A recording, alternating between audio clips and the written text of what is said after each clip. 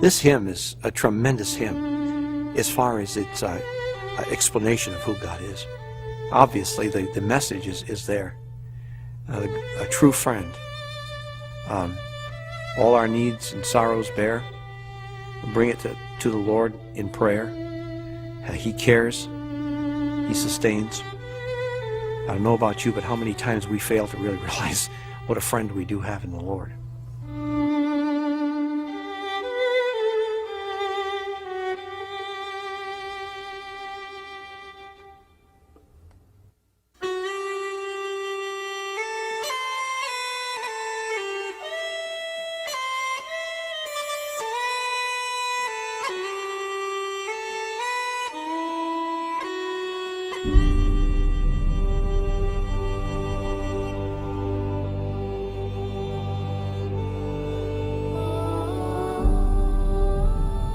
In the spring of 1844, the hills of Ireland were green.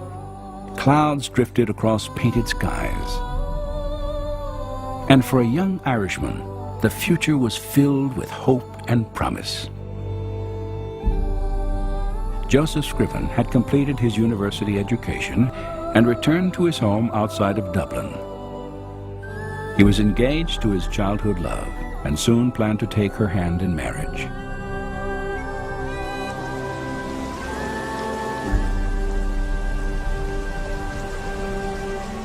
On the day before their wedding, Scriven's fiancée rode out to meet him along the banks of the River Bann.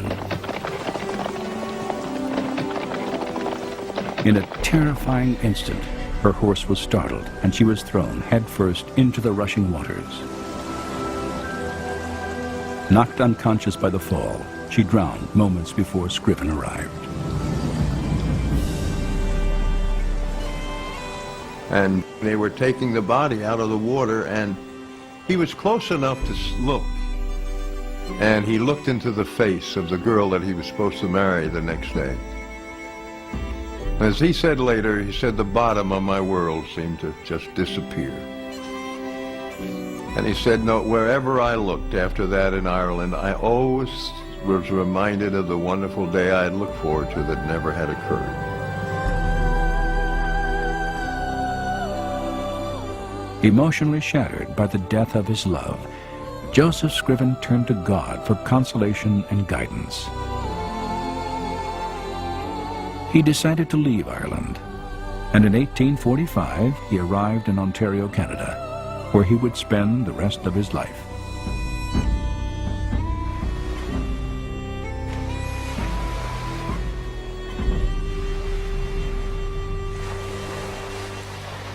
Scriven settled near the town of Port Hope, on the shores of Lake Ontario. There he committed himself to the ideals of Christ's Sermon on the Mount, devoting his life to helping others in need.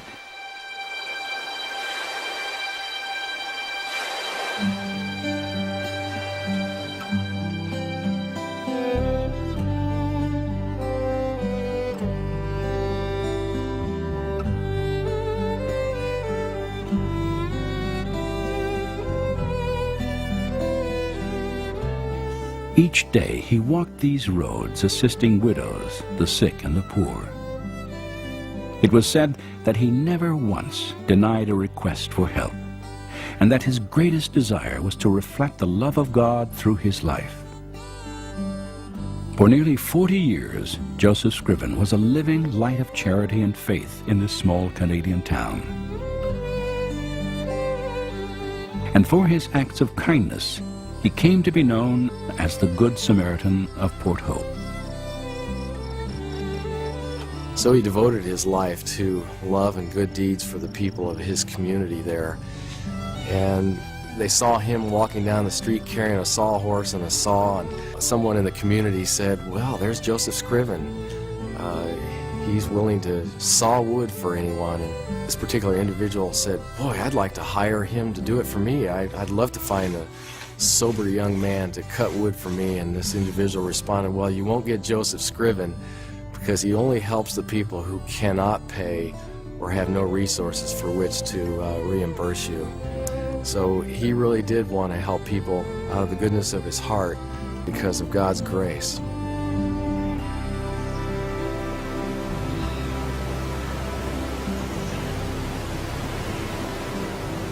Joseph Scriven spent many years tutoring the children of Robert Pengelly, a retired British sea captain. It was in this house that he met and fell in love with Pengelly's niece, Eliza Roche. They were to be married in the spring of 1854. Yet only weeks before their wedding, tragedy struck Scriven's life for a second time. Eliza Roche became ill with pneumonia. Despite Joseph's vigilant care, she died at the age of 23. Once again, Scriven was heartbroken by the loss of a woman he loved. And once again, he found strength by turning to a God he looked upon as his closest friend.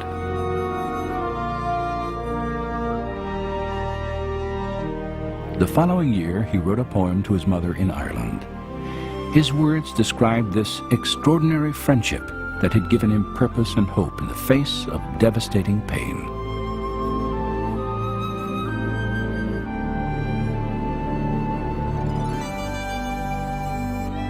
What a friend we have in Jesus, all our sins and griefs to bear. What a privilege to carry everything to God in prayer.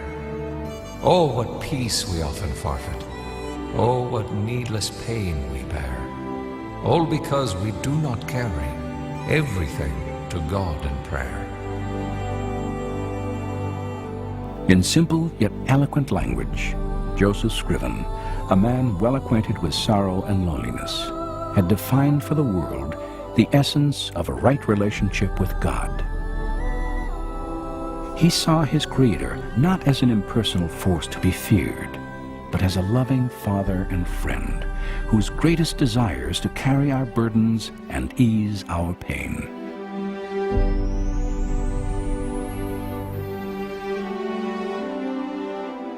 For the rest of his life, Scriven would continue to demonstrate his faith throughout Port Hope. And today, more than a century after his death, his profound insights into the true character of God still resound through the legacy of a timeless hymn.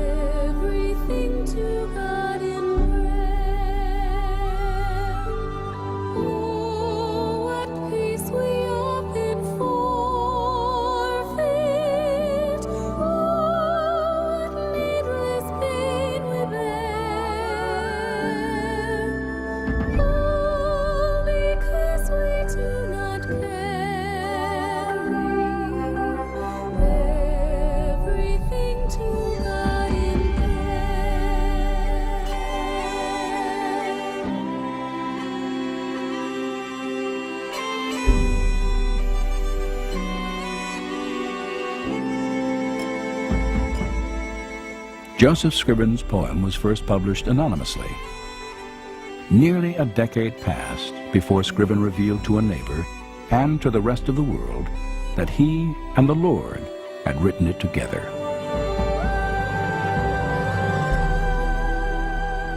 Today, What a Friend We Have in Jesus stands among the most beloved hymns ever penned.